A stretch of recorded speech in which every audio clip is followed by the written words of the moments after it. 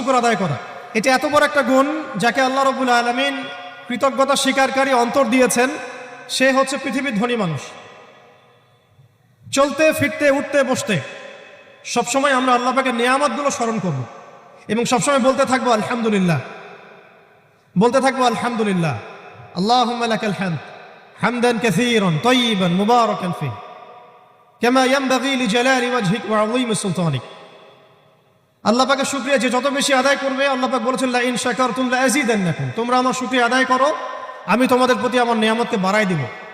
ওয়া লা ইন কাফারতুম ইন্না আযাবি লাশাদীদ, তোমরা যদি আমার অকৃতজ্ঞ হও জেনে রাখো আমার আযাব বড়ই কঠিন। তো উস্তাদগণ লিখেছেন একজন তালেবে ইলমের অবশ্যই শুকর গুজার অন্তর থাকতে হবে। আমাদের উলামায়ে কেরাম করে কথাটা বারবার বলেন যে কলবুন শাকির, শুকর গুজার কৃতজ্ঞতা স্বীকারকারী একটা অন্তর থাকতে হবে। সবসময় চিন্তা করব আমাকে আল্লাহ কি দিয়েছেন, এটা চিন্তা করব না আমাকে আল্লাহ কি দেন নাই। আল্লাহ পাক আমাকে সুস্থ রেখেছেন, নিরাপত্তা দিয়েছেন, আমি খাচ্ছি পান করছি, এই যে নিয়ামত আল্লাহ পাকের যে অগণিত নিয়ামত, এটাকে স্মরণ করা এবং সে অনুযায়ী শুকরিয়া আদায় করা। আল্লাহ পাক সবাইকে শুকরিয়া আদায় করার তৌফিক দান করেন। এই যে চারটা ওজিফার কথা বলা হচ্ছে, এটা কিন্তু থানভীর রহমতুল্লাহি আলাইহি তার যে খলিফা ডক্টর আব্দুল হাই মুহাম্মদ আরেফি রহমতুল্লাহি আলাইহি তাকে দিয়েছিলেন, তিনি তার ছাত্রদেরকে দিয়েছিলেন। এটা আপনার তাসাউফ আত্মশুদ্ধি বইয়ের মধ্যে পাবেন। তো দ্বিতীয় এখানে যে বিষয়টা বলা হয়েছে সেটা হলো সবর করা। জ্ঞান অর্জন করতে হলেও সবর করতে হবে, আল্লাহকে পেতে হলেও সবর করতে হবে, দাওয়াত ও তাবলীগেও সফর করতে হবে, জিহাদের মাঠেও সবর করতে হবে। আমাদের ব্যক্তি জীবনে সবর থাকে, পারিবারিক জীবনে সবর, ব্যবসায় সবর, চাকরিতে সবর। যেটাই আমার মর্জির খেলাফ হচ্ছে তখনই সবর করতে হয়। আর এটা একটু কঠিন, এই কারণে আল্লাহ রাব্বুল আলামিন সবরের সাথে মাইয়াতের ঘোষণা দিয়েছেন। যে ব্যক্তি সবর করবে আল্লাহ তার সাথে থাকবেন ইনশাআল্লাহ। এই জন্য আল্লাহ পাক বলেছেন ইন্নাল্লাহা মাআস সাবিরিন, সবরকারীদের সাথে আল্লাহ পাক আছেন। এটা কঠিন, এই কারণে যখন মর্জির খেলাফ কোনো কিছু হবে তখন আমাদের আলেমগণ বলেন সবসময় পড়তে থাকা যে ইন্না লিল্লাহি ওয়া ইন্না ইলাইহি রাজিউন। এটা মাইয়াতের সাথে খাস দোয়া নয়, এটা শুধু মৃত্যুর সাথে খাস কোনো দোয়া নয়, এটা যখনই সবরের হালত আসবে তখনই পড়তে হয় ইন্না লিল্লাহি ওয়া ইন্না ইলাইহি রাজিউন। কারণ উলাইকা আলাইহিম সালাওয়াতুম মির রাব্বিহিম ওয়া রাহমা ওয়া উলাইকা হুমুল মুহতাদুন, এটা হেদায়েত পাওয়ার মাধ্যমও বটে এবং তাদের সাথে আল্লাহ পাকের রহমত আছে। তো শুকরগুজার অন্তর এবং সবরকারী অন্তর আল্লাহ পাক সবাইকে নসিব করেন, আমিন। 3 নম্বরে উস্তাদগণ বলেছেন তওবা, বেশি বেশি তওবা করতে বলা হয়েছে। চলতে ফিরতে উঠতে বসতে সবসময় আমরা আস্তাগফিরুল্লাহ ওয়া আতুবু ইলাইহি পড়ার অভ্যাস করি। যে যত বেশি তওবা করবে তার হৃদয় তত পরিচ্ছন্ন হবে, গুনাহ মাফ হবে। পরিচ্ছন্ন কলবের মধ্যেই আল্লাহ পাকের নূর এবং মারিফত নাজিল হবে ইনশাআল্লাহ। অপরিচ্ছন্ন কলবের মধ্যে কিন্তু আল্লাহর নূর নাজিল হয় না। তাই উলামায়ে কেরাম বারবার অন্তত দিনে 100 বার আস্তাগফিরুল্লাহ ওয়া আতুবু ইলাইহি পড়তে বলেন। আল্লাহ পাক আমাদের সবাইকে পড়ার তৌফিক দান করেন। আর 4 নম্বর যেটা এই কিতাবে এসেছে সেটা হচ্ছে ইস্তেআযা, অর্থাৎ ভবিষ্যতের কোনো বিষয়ের জন্য আমাদের যদি আশঙ্কা সৃষ্টি হয়, না জানি এটা আমার উপর বিপদ আসবে কিনা, ভয়, আশঙ্কা, আতঙ্ক, এই বিষয়গুলো যদি আমাদের ভিতরে আসে, অর্থাৎ ভবিষ্যৎ নিয়ে কোনো শঙ্কা, তখন বেশি বেশি আল্লাহর কাছে আশ্রয় প্রার্থনা করতে বলা হয়েছে। পড়তে বলা হয়েছে আউযু বিল্লাহ, আউযু বিল্লাহ, অথবা আউযু বিকালিমাতিল্লাহি তাম্মাতি মিন শাররি মা খালাক, অথবা আউযু বিল্লাহি মিনাশ শাইতানির রাজীম, আউযু বিল্লাহিস সামিউল আলীম মিনাশ শাইতানির রাজীম মিন নাফখিহি ওয়া নাফসিহি ওয়া হামজিহি। একবার আমার মনে আছে যে একটা জটিল মাসালা নিয়ে আমরা আমাদের মহতারাম খতিব সাহেব বাইতুল মুকাররমের বর্তমান খতিব সাহেব তার দ্বারস্থ হয়েছিলাম। একটা মুশকিলা দেখা দিয়েছে, একটা দোয়া শিখিয়ে দেন যে দোয়ায় আমল করলে ইনশাআল্লাহ এটা চলে যাবে। তা আমাকে তিনি পার্সোনালি বলেছিলেন যে এই দোয়াটা যেটা আমি এখন শিখিয়ে দিচ্ছি আপনাকে, এই দোয়াটা জিবরাইল আলাইহিস সালাম রাসূলুল্লাহ সাল্লাল্লাহু আলাইহি ওয়াসাল্লামকে শিখিয়ে দিয়েছিলেন এবং রাসূলুল্লাহ সাল্লাল্লাহু আলাইহি ওয়াসাল্লাম এই দোয়াটা খালিদ বিন ওয়ালিদ রাদিয়াল্লাহু আনহুকে শিখিয়ে দিয়েছিলেন।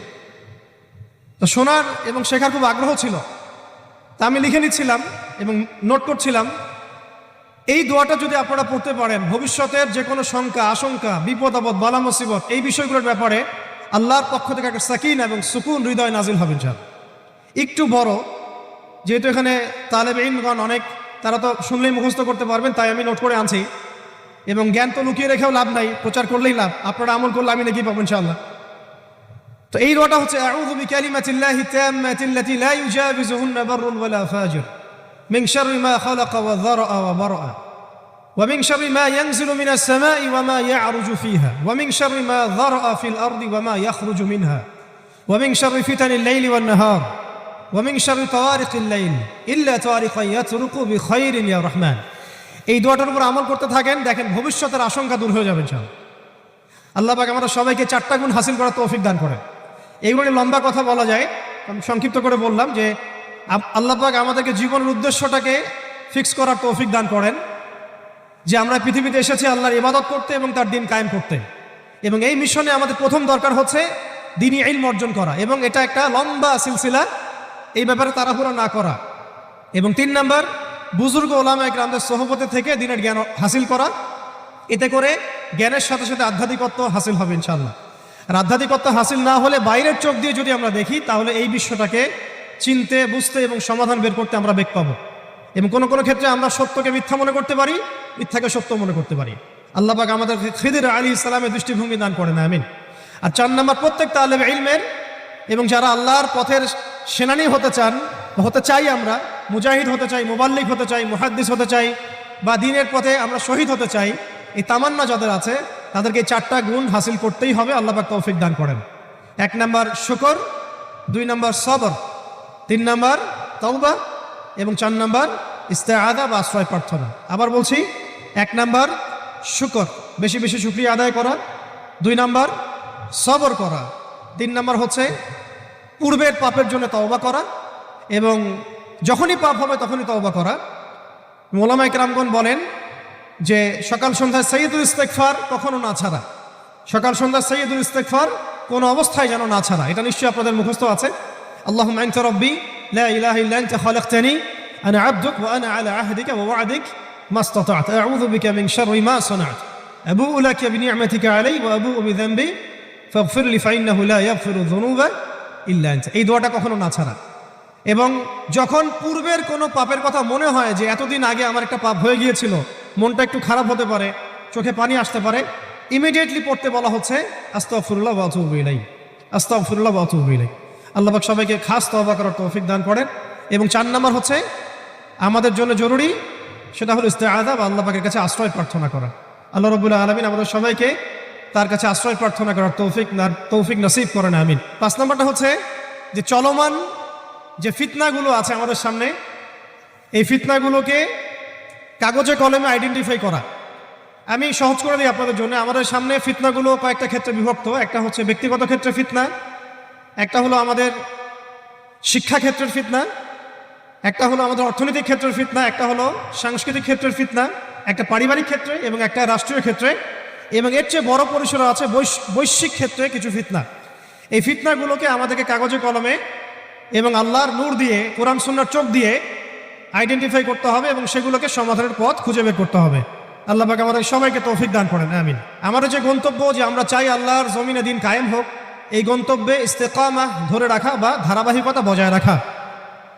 এমন যেন না হয় যে আমাদের কিছুদিনের কাজ খুব গতিসম্পন্ন হচ্ছে এবং বাকি কাজ মন্থর হচ্ছে, এমনটা যেন না হয়। সিরাতের সুন্নতে নবী সাল্লাল্লাহু আলাইহি ওয়াসাল্লাম যেভাবে দীর্ঘ 23 বছর তার দাওয়াত এবং জিহাদের মিশন চালিয়েছেন, এইভাবে আমরা যেন আমাদের এই গন্তব্যটাকে হাসিল করতে পারি এবং সবর বজায় রাখি, ইস্তেকামা ধরে রাখি, আধ্যাত্মিকত্ব ধরে রাখি এবং যা জানি তার উপর আমল করার চেষ্টা করি, সুন্নাহ ভিত্তিক জীবনযাপন করার চেষ্টা করি। আল্লাহ পাক সবাইকে তৌফিক দান করেন, আমিন। যদি রিজিকটা আমাদের হালাল না হয়, তাহলে এই যে এত বড় বড় কথা বলছি বা এত বড় স্বপ্ন দেখছি, এগুলো কিন্তু ভাই আসলে বাস্তবায়ন করা খুব কঠিন হবে। কোনো কোনো ক্ষেত্রে হয়তো সম্ভবও হবে না। ইন্নাল্লাহা তাইয়্যিব লা ইকবালু ইল্লা তাইয়্যিব। আল্লাহ পাক পবিত্র, তিনি পবিত্র ছাড়া কিছু কবুল করেন না। আর এখন রিজিকের মধ্যে যত ফিতনা, সুদের ফিতনা আছে, ঘুষের ফিতনা, দুর্নীতির ফিতনা, কাগজের টাকার হারামের কিছু ফিতনা চলে আসছে এর ভিতরেও, ক্রিপ্টোকারেন্সির ফিতনা আসতেছে সামনে। এছাড়া আছে আমাদের মার্কেটের সিন্ডিকেট, পণ্য মজুত করা, বাপে কম দেয়া, মানে হারাম খাওয়ার যতগুলো অপশন আছে, আমার মনে হয় এই জামানায়, এই যুগে এটা সবচেয়ে বেশি উন্মুক্ত আমাদের সামনে। তো হারাম খাওয়া সহজ, হালালে চলা একটু কঠিন, তবে হালাল খাওয়াটা অসম্ভব নয়। আল্লাহ পাক সূরা তালাকের মধ্যে বলেছেন, ওয়া মান ইয়াত্তাকিল্লাহা ইয়াজআল লাহু মাখরাজা। যে ব্যক্তি আল্লাহকে ভয় করে, আল্লাহ পাক তার জন্য রাস্তা বের করে দেন। ওয়ারযুকহু মিন হাইসু লা ইয়াহতাসিব, এবং এমন উৎস থেকে আল্লাহ পাক তাকে রিজিক দেন যা সে কখনো কল্পনাও করে নাই। আল্লাহ পাক আমরা সবাইকে হালাল খাবার তৌফিক দান করেন, আমিন। প্রত্যেককে কমপক্ষে পার্ট টাইম দাওয়াতের কাজ করতে হবে। দাওয়াত এবং তাবলীগের কাজটা এটা এখন আমভাবে সকলের উপর বর্তিয়ে গিয়েছে। এটা ব্যাপারটা এমন নয় যে ওলামায়ে কেরামগণ দাওয়াতের কথা বলবেন, তাবলীগের কথা বলবেন, আমাদের উপর কোনো জিম্মেদারি নাই, ব্যাপারটা কিন্তু এমন নয়। আমাদের প্রত্যেককে সৎ কাজে আদেশ করতে হবে, অসৎ কাজে নিষেধ করতে হবে। এবং আপনারা তো সবাই জানেন, হুযায়ফা রাদিয়াল্লাহু আনহু থেকে যে হাদিসটা বর্ণিত হয়েছে সহিহ মুসলিম শরীফে এসেছে, যে যদি আমরা সৎ কাজে আদেশ না করি, অসৎ কাজে নিষেধ না করি, তাহলে আল্লাহর পক্ষ থেকে বিপদ আপদ, বালা মুসিবত, গজব আসবে। এই সময় ওই কম দোয়া করবে, কিন্তু এই দোয়া আল্লাহর দরবারে কবুল হবে না। তাই আল্লাহ রাব্বুল আলামিন আমাদের সবাইকে সৎ কাজে আদেশ করার তৌফিক দান করেন, অসৎ কাজে নিষেধ করার তৌফিক দান করেন, হালাল খাওয়ার তৌফিক দান করেন, এবং দাওয়াত ও তাবলীগের সবাইকে এই মেহনতে যুক্ত থাকার তৌফিক দান করেন। প্রথম আমাদেরকে আমাদের জীবনের উদ্দেশ্যটাকে ফিক্স করতে হবে। আমরা পৃথিবীতে কি উদ্দেশ্যে এসেছি, এই উদ্দেশ্যটাকে বোঝা এবং সেই অনুযায়ী আমল করা, এটা হলো আমাদের জীবনের প্রথম কাজ। তো উপস্থিত তারুণ্যের প্রতি আমার প্রথম আজকের নাসিহাত, যে আমরা যেন আমাদের জীবনের লক্ষ্য এবং উদ্দেশ্যটাকে উপলব্ধি করতে সক্ষম হই। আল্লাহ পাক সবাইকে তৌফিক দান করে দেন। এ বিষয়ে দুটো কথা আলোচ করতে চাই। একটা তো আল্লাহ পাক সূরাতুজ যারিয়াতের মধ্যে বলেছেন, বা'দা আউযু বিল্লাহি মিনাশ শাইতানির রাজীম, ওয়া মা খালাকতুল জিন্না ওয়াল ইনসা ইল্লা লিয়াবুদুন। আমি জিন জাতি এবং মানব জাতিকে শুধুমাত্র আমার ইবাদত করার জন্যই সৃষ্টি করেছি। তো এখান থেকে আমরা বুঝতে পারছি যে এই পৃথিবীতে আল্লাহ পাক আমাদেরকে পাঠিয়েছেন শুধুমাত্র তার ইবাদত করার জন্যই। আর এটা আল্লাহ পাকের অনেক বড় দয়া যে আল্লাহ রাব্বুল আলামিন আমাদের ব্যক্তিগত কাজ, অর্থনৈতিক কাজ, আমাদের ব্যবসা বাণিজ্য, পরিবার, স্ত্রী সন্তান, মুআমালাত, মুআশারাত, এগুলোকে ইবাদতের মধ্যে অন্তর্ভুক্ত করেছেন যদি আমরা কয়েকটা শর্ত পূরণ করতে পারি। কাজগুলো যদি আল্লাহ পাকের সন্তুষ্টির জন্য হয় এবং রাসূল সাল্লাল্লাহু আলাইহি ওয়াসাল্লামের তরিকা মোতাবেক হয়, এবং রিজিক যদি হালাল হয়, ইনশাআল্লাহ তাআলা স্ত্রীর মুখে অন্ন তুলে দেওয়াও নেকির কাজ বলে গণ্য হবে ইনশাআল্লাহ। তো এই পৃথিবীতে এসেছি আমরা দুটো উদ্দেশ্য নিয়ে। একটা হলো আল্লাহ রাব্বুল আলামিনের ইবাদত করা, যেমনটা আমরা বললাম, ওয়া মা খালাকতুল জিন্না ওয়াল ইনসা ইল্লা লিয়াবুদুন। আরেকটা উদ্দেশ্য আছে আমাদের পৃথিবীতে আসা, সেটা হচ্ছে আল্লাহ রাব্বুল আলামিনের জমিনে আল্লাহ পাকের দ্বীনটাকে কায়েম করা বা বাস্তবায়ন করার চেষ্টা করা। এই ব্যাপারে আল্লাহ পাক আমাদেরকে স্পষ্ট আদেশ দিয়েছেন। সূরা আল ইমরানেও বলেছেন, কুনতুম খায়রা উম্মাহ উখরিজাত লিন-নাস তা'মুরুনা বিল মা'রুফ ওয়া তানহাউনা 'আনিল মুনকার ওয়া তু'মিনুনা বিল্লাহ। ঠিক একইভাবে আল্লাহ রাব্বুল আলামিন সূরা মুহাম্মাদের মধ্যেও বলেছেন, ইন তানসুরুল্লাহ ইয়ানসুরকুম ওয়া ইউসাব্বিত আকদামাকুম। তোমরা যদি আল্লাহর দ্বীনকে সাহায্য করো, আল্লাহকে সাহায্য করো, তাহলে আল্লাহ পাকও তোমাদেরকে সাহায্য করবেন। ওয়া ইউসাব্বিত আকদামাকুম, তোমাদের পা আল্লাহ পাক শক্ত করে রাখবেন। আর ওয়া ইন তাতাওয়াল্লাউ ইয়াস্তাবদিল কওমান গায়রাকুম, আর তোমরা যদি মুখ ফিরিয়ে নাও, পৃষ্ঠ প্রদর্শন করো, তাহলে জেনে রেখো আল্লাহ পাক অন্য কওমকে তোমাদের স্থলাভিষিক্ত করবেন এবং তারা তোমাদের মতো হবে না। এই আয়াতগুলো থেকে আমরা বুঝতে পারছি যে আল্লাহ রাব্বুল আলামিনের জমিনে তার দ্বীন কায়েম করা, তার দ্বীনের সহযোগী হওয়া, দ্বীন ইকামতে দ্বীনের কাজ করা, দ্বীন প্রতিষ্ঠার জন্য কাজ করা, এটা আমাদের পৃথিবীতে আসার অন্যতম একটা উদ্দেশ্য। তাই আমি তরুণ ভাইদেরকে হৃদয়ের অন্তঃস্থল থেকে অনুরোধ করব, জীবনের উদ্দেশ্য সম্পর্কে আমরা সচেতন হই। আমরা পৃথিবীতে শুধু খেলতামাশা করতে আসি নাই, সময় নষ্ট করতে আসি নাই, শুধু চাকরির পিছনে ছুটতে আসি নাই, ব্যবসার পিছনে ছুটতে আসি নাই। আমাদের এই পৃথিবীতে আসার একটা উদ্দেশ্য আছে, একটা মোটিভ আছে, সেটা হলো নিজে আল্লাহর ইবাদত করব এবং আল্লাহর দ্বীন এর তাবলীগ, দাওয়াত এবং জিহাদে অংশ নিব, যাতে করে আল্লাহর জমিনে আল্লাহর দ্বীন কায়েম হয়। আল্লাহ পাক আমাদের সবাইকে মকবুল কাফেলায় শামিল করেন, আমিন। দ্বিতীয় যে বিষয়টি আমি বলতে চাই সেটা হলো, এই যে মহান একটা মিশন নিয়ে আমরা পৃথিবীতে এসেছি, এটাকে বাস্তবায়ন করতে হলে আমাদেরকে ইলম অর্জন করতে হবে। ইলম অর্জন না করে যদি আমরা কোনো কাজ করতে যাই, সেখানে উপকারের জায়গায় ক্ষতি বেশি হতে পারে। এবং দ্বীনের ইলম একা একা হাসিল করা যায় না, অবশ্যই বরেণ্য এবং মুহাক্কিক উলামায়ে কেরামের সোহবত জরুরি। এই বিষয়টা আমরা অনেকে বুঝতে পারি, অনেকে পারি না। খাস করে যারা জেনারেল ব্যাকগ্রাউন্ড থেকে আমরা উঠে আসছি, অনেকে দেখা যায় দ্বীন আমরা শিখতে চাই ঠিকই, লেখাপড়াও করি, বই পুস্তক পড়ি, অনেকে আরবিও ভালো বলতে পারেন, কিন্তু উলামায়ে কেরামদের সোহবত এবং সান্নিধ্য নেই। এই বিষয়টা এতটা ক্ষতিগ্রস্ত, এতটা ক্ষতির কারণ যে নেক্সট স্রোতে মানুষ ধোঁকা খেতে পারে। এই ইলমের তো দুটো শাখা আছে, একটা দুনিয়াবি জ্ঞান, একটা দ্বীনি জ্ঞান। তো দুনিয়াবি জ্ঞানের জন্য এই বিষয়টাকে আমি শর্ত বলে মনে করছি না, কিন্তু দ্বীনি ইলম অর্জনের জন্য অবশ্যই একজন বরেণ্য মুহাক্কিক ওলামায়ে কেরামের সোহবত অবশ্যই জরুরি। এবং দ্বীনি ইলমের বিষয়টা শুধু কিতাবের মধ্যেই সীমাবদ্ধ নয়। কিতাব আমাকে একটা ক্লাসিক্যাল আলেম হওয়ার পর্যায় পর্যন্ত নিয়ে যায় ঠিকই, কিন্তু আল্লাহকে চিনতে হলে, আল্লাহকে পেতে হলে, আল্লাহর মারেফত হাসিল করতে হলে একটা আধ্যাত্মিক জ্ঞানের প্রয়োজন আছে। এই জ্ঞানটা আপনি কিতাবের মধ্যে পাবেন না। এটাকে হাসিল করতে হলে অবশ্যই আল্লাহওয়ালা বুজুর্গ মানুষদের সোহবতে আসতে হবে। ঠিক যেমন নবী মুসা আলাইহিস সালামকে আল্লাহ রাব্বুল আলামিন বলেছিলেন, তোমার চেয়েও জ্ঞানী মানুষ পৃথিবীতে আছে। এবং সূরা কাহফে বিস্তারিত ঘটনা আছে, এতটা বলার সময় এখানে নাই, আপনারা পড়ে নিতে পারবেন।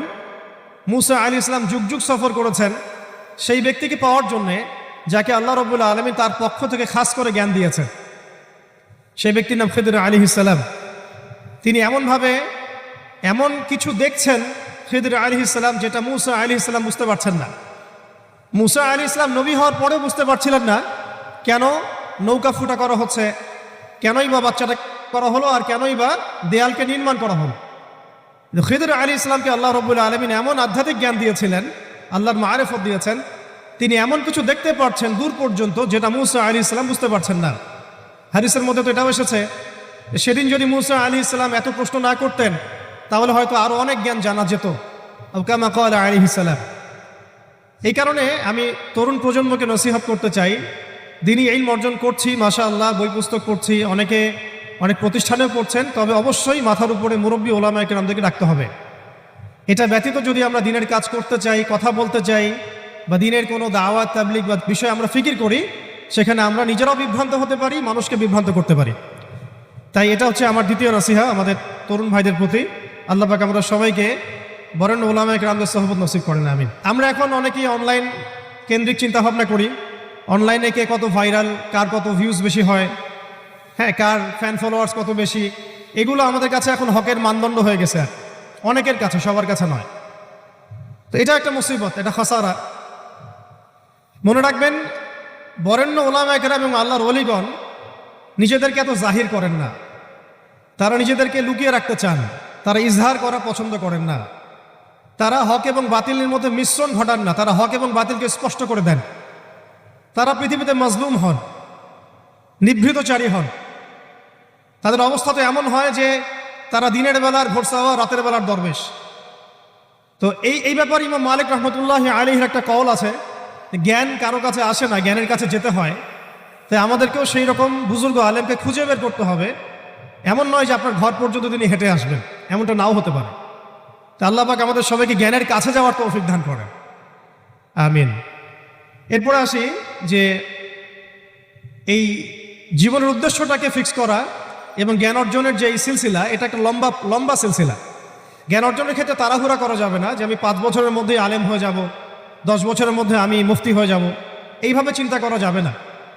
আমাদেরকে সারা জীবন তালেবে ইলম হয়ে থাকতে হবে এবং জ্ঞান অর্জনের এই যে ক্রমবর্ধমান একটা সিলসিলা, এখানে সবরের পরিচয় দিতে হবে। এই ব্যাপারে আমি একটা কোটেশন নোট করে আনছি। আমাদের শ্রদ্ধেয় আলেম, বরেণ্য আলেম আল্লামা তাকি উসমানী সাহেবের যে কিতাব আছে তাসাউফ এবং আত্মশুদ্ধি, এই কিতাবের মধ্যেও পাওয়া যায়, এবং তার ভাই রফি উসমানী সাহেবের একটা কিতাব আছে, সেখানেও এই কথাটা, একই কথাই আছে যে একজন তালেবে ইলমকে বা একজন আল্লাহকে চাহানেওয়ালা একজন ব্যক্তিকে এই 4টা গুণ হাসিল করতে হবে। জীবনের উদ্দেশ্য ঠিক করার পরে যখন আমরা ইলম অর্জন করতে যাব, তখন এই 4টা গুণ হাসিল করার চেষ্টা করবো ইনশাআল্লাহ। আল্লাহ পাক সবাইকে তৌফিক দান করেন। প্রথম গুণটা হচ্ছে শুকর। আর সর্বশেষ যে কথাটা বলতে চাই সেটা হলো এই দিন কায়েমের যে স্বপ্ন, এই স্বপ্নে আমাদের সবার দাওয়াতের সাথে জিহাদের তামান্না থাকতে হবে, শাহাদাতের মৌতের তামান্না থাকতে হবে। আমি আবারও রিপিট করছি, এই মিশনে আমাদের সবাইকে দাওয়াত এবং তাবলীগের সাথে জিহাদের তামান্না এবং শাহাদাতের তামান্না থাকতে হবে। হাদিসে স্পষ্ট এসেছে, যে ব্যক্তি জিহাদ করে না বা জিহাদের আকাঙ্ক্ষাও করে না, যে ব্যক্তি জিহাদ করে না এবং জিহাদের আকাঙ্ক্ষাও কখনো করে না, সে ব্যক্তি যেন মুনাফিকের মৃত্যুর একটা শাখার উপর মৃত্যুবরণ করলো। আল্লাহ পাক আমাদের সবাইকে নেফাকি থেকে হেফাজত করেন, আমিন।